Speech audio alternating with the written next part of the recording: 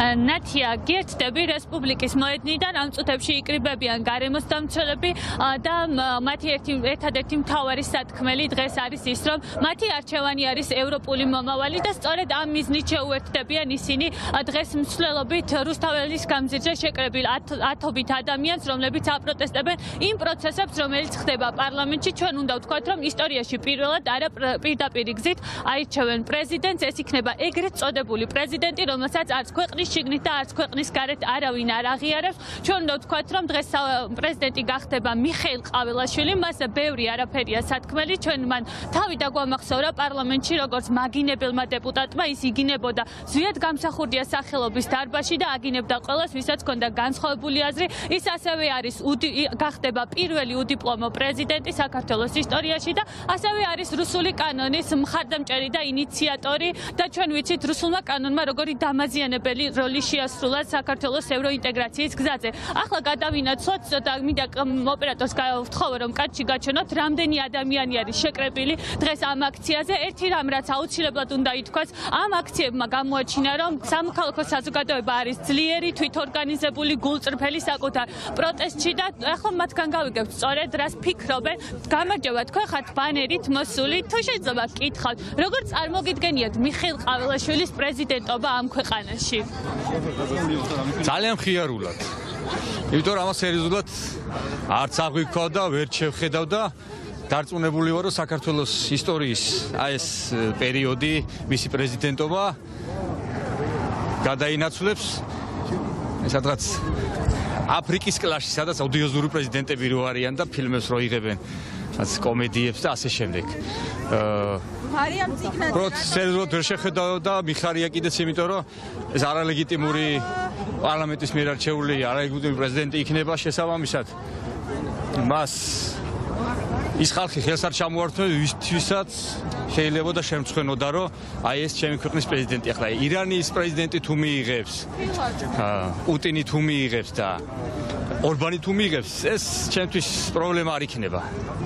აი ეს ადამიანი რო წასულიყო და თანასწორად ჩემი ქვეყანა წარედგინა ევროპაში, ეს იქნებოდა ძალიან დიდი სიცხვილე და თავის მოჭრა. ეს დარწმუნებული ვარ, არ მოხდება. ამიტომ ამას იუმორით უყურებ. მადლობა, დიდი გასაგებია თქვენი პოზიცია. შეიძლება ითქვას, რომ მოქალაქეები სერიოზულად ვერც კი აღიქვამენ ყაველაშვილის პრეზიდენტობას. თქვენს კითხავთ, თუ შეიძლება, რომელ ორგანიზაციას წარმოადგენთ და რა არის თქვენი სათქმელი დღეს? მე წარმოვადგენ სენს, ეს არის კავკასიის გარემოს და თვითი არასამთავრობო ორგანიზაციების ქსელი. ჩემი სავარი სათქმელი არის დღეს, რომ ჩვენ ვითხოვთ ახალ არჩევნებს და ვფიქრობ, რომ ნებისმიერი ბოლო ორ კვირაში არსებული მარშის თუ აქციის მთავარი მოთხოვნაც ეს არის. მნიშვნელობა არ აქვს, ვინ იქნება პრეზიდენტი, პრემიერი, ამ დე-ფაქტო ხელისუფლების. ჩვენ მე ყველაზე ვერ ვისაუბრებ, ჩემ თავზე ვისაუბრებ, მანამდე ვაპირებ გაპროტესტებას და გარეთქმას, სანამ ახალი დემოკრატიული არჩევნები არ ჩატარდება, იმიტომ რომ სხვა ყველაფერი უბრალოდ ამ თავრობის ბჭყალებში ხელში არის არალეგიტიმური. მე მინდა გკითხოთ აი იმ ძალადობაზე, რომელიც ნახეთ ამ დღეების განმავლობაში პოლიციელების მხრიდან, შინაგან საქმეთა სამინისტროს სხვადასხვა დანაყოფების მხრიდან. როგორ შეიძლება წარიმართოს ამის შემდეგ პროცესები ქვეყანაში? ზუსტად იმიტომ, რომ ეს არ არის ხელისუფლება, ეს არის რაღაცა ძალადობრივი დაჯგუფება და რეჟიმი, რაღაცა ძალადობრივი რეჟიმი.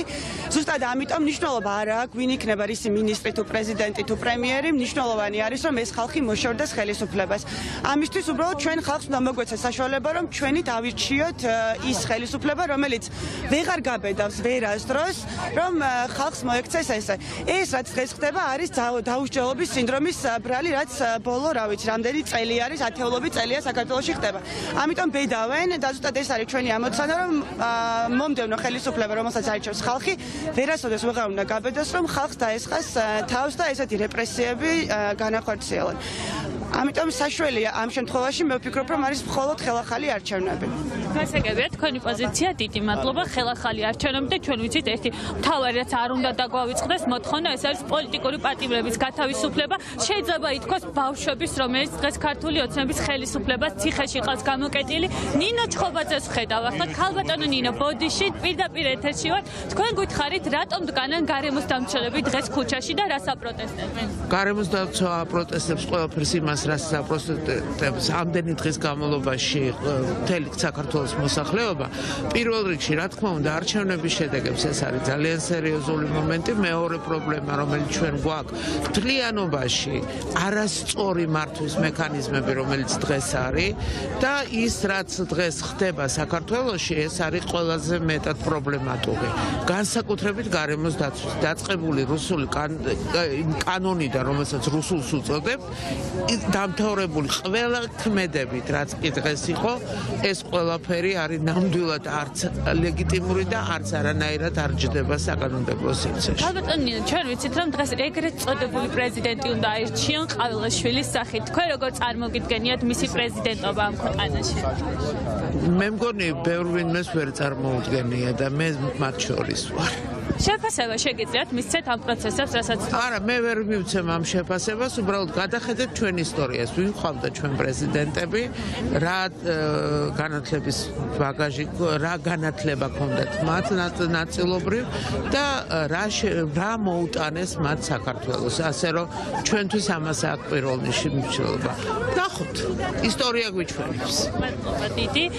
მე მინდა გითხრათ, რომ აქ ადამიანებს მოტანილი აქვთ ბანერები, ეგრეთ წოდებული პლაკატები, სადაც გამოსახული არის ის ადამიანები, რომლებიც გახდნენ რეჟიმის ძალადობის მსხვერპლები, რომლებიცაც იძალა და ივანიშვილის პოლიციამ და საპოლიციო რეჟიმმა. კიდევ ერთ მონაწილეს გავესაუბრები, გითხარით, თქვენი მთავარი საქმელი რა არის დღეს? მე მგონი იგივე რასაც მთელი ალბათ მთელი საქართველოს და ყველა ითხოვს, რომ ამ კრიზისიდან ქვეყანა სჭირდება გამოსვლა, ეს მდგომარეობა ესე მარტივად ვერ დამთავრდება და იმის ილუზია, რომ ეხლა ყველაფერი კარგად არის და აგერ პრეზიდენტს ვირჩევთ ახალ თუ რაღაც არ ვიცი რაღაცა სპექტაკლებს გავთ, მე მგონი ეს ქვეყანას ვერ უშველის, საჭიროა ძალიან კონკრეტული ნაბიჯები და ძალიან კონკრეტული ასე ვთქვათ ქმედებები იმისთვის, რომ ყველა დამშვიდეს ქვეყანა დაწყნარდეს, გამოვიდეთ ამ კრიზისიდან. ამისთვის ყველაზე მარტივი გამოსავალი იქნება ალბათ, რომ დაინიშნოს ახალი არჩევნები, შვიდად წყნარად ჩავატაროთ ალბათ ნორმალურად, ყველას მიიღოს იმდენი ხმა, რამდენიც ეკუთვნის და ქვეყანა გააგრძელოს წინსვლა სწორი მიმართულებით ევროპისკენ, სადაც საქართველოს ადგილია და სადაც გვეკუთვნის ჩვენი ადგილი უკვე მრავალი 1000 წელია მოვიპოვეთ ეს მე მგონი ღირსეული ადგილია.